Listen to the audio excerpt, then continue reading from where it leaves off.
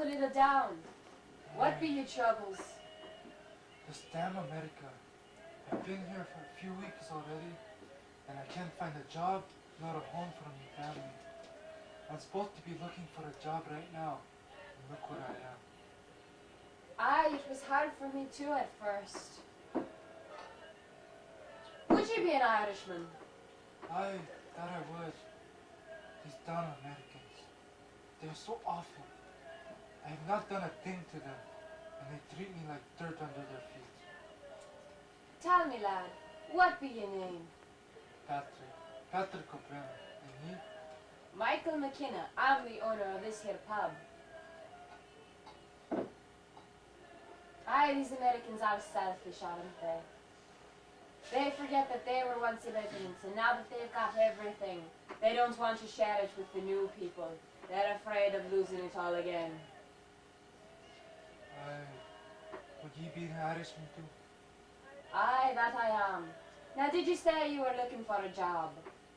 For weeks now. Would you be any good at tending bar, sir? Does an Irishman drink? Ah, that's fine. Well, you see, Chris here will be leaving me next week, and I've been looking forever for a new man. Haven't been able to find one. Would you be interested in the job? Aye, much obliged. I'd tend bar in my skimmies if I'd have to. That's a good lad now.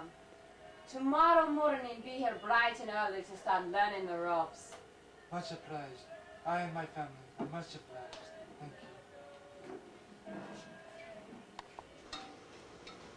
Where is Jimmy? I sent him to deliver the laundry hours ago. I wonder what that boy has been up to. He's a good lad anyway. I'm sure he's not getting into any trouble. Hi, Papa. Hi, Mama. Is dinner ready? Now just a minute, young boy. Where were you? I was talking to Mr. Smith. He was telling me about America. It's a great place. Did you know they were once controlled by England? But they fought back and they won their freedom. They're just like Ireland. But they won their independence because they're What stronger. the heck is the matter with you, boy? What is this, American pride? You're an Irishman. The Americans hate us. And here you are praising America? But this is America, the land of the free. I will not have you talking this way in this house. But Mother! That's enough, young boy. No dinner for you tonight. And you'd better learn to keep your Irish blood in you or else. This is America. We need to learn to live like them and get rid of all this old Irish stuff. Do you believe what this boy is saying? Come here, boy. I'm gonna knock that stupid American pride right out. That's the best movie. What are you recording? Yeah, I Ready? did. And then I have to push this, and now turn it off and it fades out. Your Turn it mom off. waiting for you? Yeah. Well, let's go.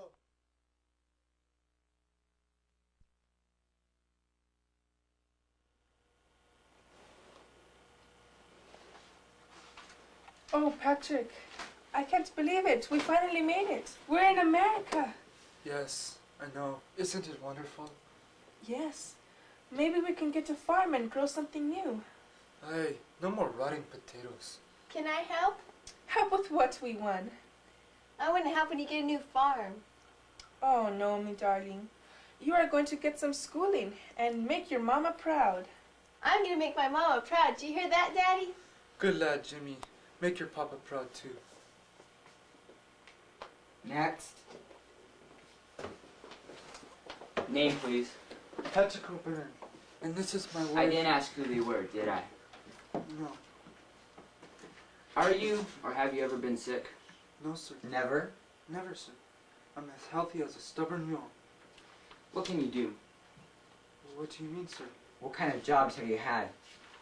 Well, I farm, sir. Farm what? Potatoes. Irish apples. Just as I figured. Go stand over there. Next. Name? Erna O'Brien, sir. Are you Patrick O'Brennan's wife? Yes, sir. Are you, or have you ever been sick? No, sir, never. What kind of work can you do? Well, I can wash, cook, and clean. What can you cook? I can cook anything. Potatoes, especially. Is this your son? Yes, What's your name, son? Jimmy? Jimmy O'Brien. Has he ever been sick? No, sir. Okay. Take these papers, go over there and get them checked out.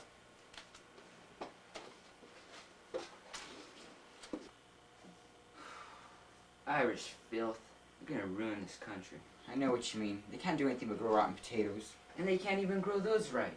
So stupid. They ruined their crops and ended up causing famine. Now they want to come over here and have us take care of them. Next! Excuse me, do you have any food? I'm so hungry. Children can be funny. He's not really hungry. We have plenty of food at home. That's no concern of mine. I could care less about you and your immigrant family. You should just go back to Ireland. You're not from here. You are so rude. Ugh, keep your child away from me. Look at you. You're so filthy. Go back to your king from dead beggars. Thomas, do something. Daddy, I'm so hungry. Jimmy, please, behave. We will eat soon. Now look, you ungrateful Americans. We have done nothing to you. I demand some respect.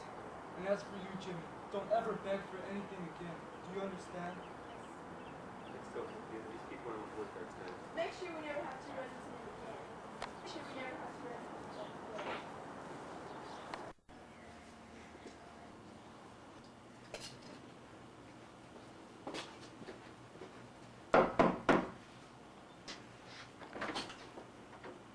Ms. O'Brien? Mr. Smith, don't ever talk to my son again. And don't go near him either. We're through doing your laundry, Mr. Smith. Miss O'Brien, I was only telling you about the history of America. You were telling him a bunch of lies.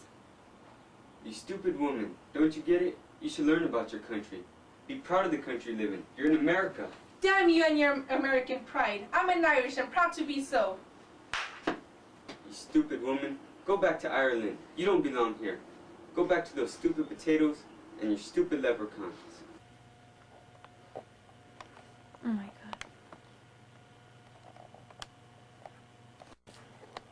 Get out here, you damn coward! Get out here! Fight a real man! Or are you too afraid? You can only pick on women, huh? Come on, get out of here! What is the meaning of this? Wait a minute. Maybe that'll teach you a lesson.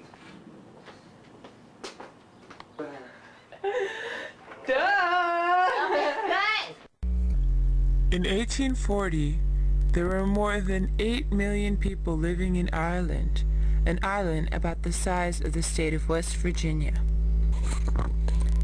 Most were poor farmers who could not afford to own their own land.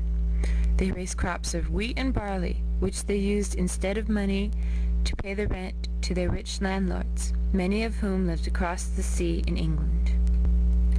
To ensure that they would always have enough crops to pay the rent, the Irish peasants almost never ate the grains they grew. Instead, they lived almost exclusively on a diet of potatoes. In 1845, a terrible blight hit the Irish potato crop. The potatoes rotted in the fields, releasing a sickening stench across the countryside. People tried everything they could think of to combat the disease. They boiled the potatoes and treated them with salt. They soaked them in bog water and exposed them to poisonous gas, but nothing worked. The blight quickly swept across the island and people starved by the thousands. Since thousands of poor farmers had to eat their cash crops, they could no longer pay their rent, so their landlords evicted them.